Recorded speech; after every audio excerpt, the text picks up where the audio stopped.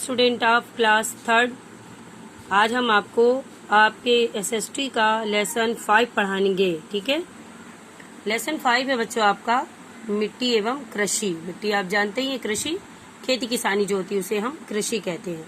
अब देखिए मृदा, मृदा भी बच्चों मिट्टी ही होती है। तो देखिए पृथ्वी की ऊपरी सतह को जो ऊपरी भाग होता है उसे हम मिट्टी कहते हैं। ठीक है, मिट्टी का निर्माण कैसे होता है? चट्टानों के टूटने व वनस्पतियों के सड़ने से, यानी जो हमारा पेड़ पौधे की जो पत्तियां वगैरह गिरती हैं उसके सड़ने गलने से मिट्टी का निर्माण होता है। मिट्टी में जो होते हैं पौधों को के उगने व उनके बढ़ने के लिए आवश्यक जो पोषक तत्व होते हैं, पोषक तत्व ना बच्चों मतलब से खाने पीने का जो कुछ भी होता है वो मिट्टी में ही पाया जाता है। मिट्टी हर जगह एक समान नहीं होती। मिट्टी के कणों का आकार तथा प्रकार अलग अलग होता है। मिट्टी के विभिन्न प्रकार के खनिज पदार्थ भी मिट्टी में पाए जाते हैं। मिट्टी अनेक प्रकार की होती है और सुविधा की दृष्टि से हम इसका जो विस्तार से अध्ययन अभी करेंगे। बता रहे हैं आपको कि मिट्टी कितनी प्रकार की होती है। पहली बच्चों जलोढ़ मिट्टी, यह मिट्टी सबसे अधिक उपजाऊ होती है। ठीक है, और हम इसे दोमट मिट्टी भी कहते हैं। दोमट मिट्टी का अर्थ होता है दो मिट्टी का मिश्रण।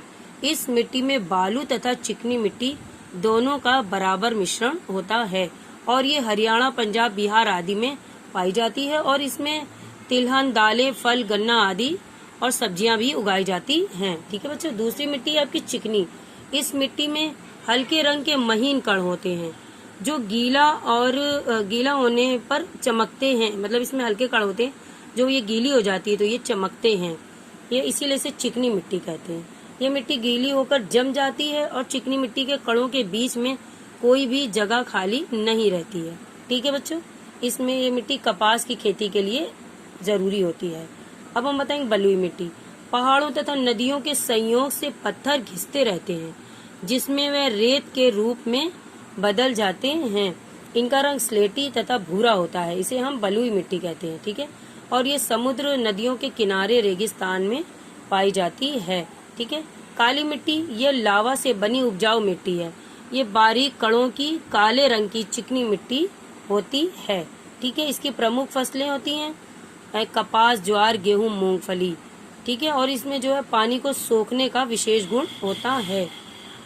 अब देखिए लाल मिट्टी, ये मिट्टी दक्षिण भारत में सबसे अधिक पाई जाती है। ठीक है, इसमें चावल, राई, तंबाकू उगाई जाती है। ठीक है, लैटराइट मिट्टी, ये मिट्टी मेघालय, पश्चिम घाट और पूर्वी घाट में पाई जाती है। ये चाय और कॉफी के लिए बहुत उपजाऊ होती है। अब देखिए पीली मिट्टी, सातवीं है पीली मिट्टी। ये मिट्टी जो होती है पीले रंग की होती है और बहुत ही महीन तथा कम उपजाऊ होती है। ठीक है बच्चों, ये जो होती है कर्नाटक और महाराष्ट्र वगैरह में पाई जाती है। अब देखिए कृषि, कृषि के बारे में आपको बताएंगे। भारत एक कृषि प्रधान देश है। इसकी जो है 2/3 जनता कृषि पर ही निर्भर है ना बच्चों। ज्यादातर लोग किसान हैं यहाँ पर।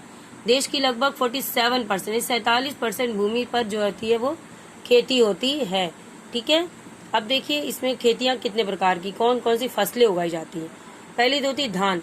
धान भारत का जो है प्रमुख फसल है और हमारे देश में जो है धान के उत्पादन में संसार में दूसरे स्थान पर है। ठीक है, पूरी दुनिया में धान उगाने में हमारा देश जो है वो दूसरे स्थान पर है। भारत के लगभग 3/4 भाग में लोग चावल खाते हैं और धान जो है वो तमिलनाडु, आंध्र प्रदेश, मध्य प्रदेश, उड़ीसा आदि में उगाया जाता है। ठीक है बच्चों, हाँ ये देखिए धान। अब देखिए गेहूं, हमारे देश का जो है प्रमुख खाद्यान्न है गेहूं। गेहूं पैदा करने वाले देशों में हमारे देश का विश्व में 4था स्थान है। ठीक है, 4था स्थान है। गेहूं के मुख्य उत्पादक क्षेत्र कौन कौन से? हरियाणा, पंजाब, राजस्थान आदि। ये देखिए बच्चों गेहूं की वालियां हैं। अब देखिए कपास, कपास के उगाने में भारत का विश्व में 3रा स्थान है। ठीक है, हमारे देश में छोटे रेशे वाली कपास उगाई जाती है। कपास जो है वो राजस्थान, पंजाब, पश्चिम बंगाल में उगाई जाती है। ये देखिए बच्चों ये कपास का फिगर है। ओके, आगे हम आपको सेकेंड पार्ट में पढ़ाएंगे। ठीक है।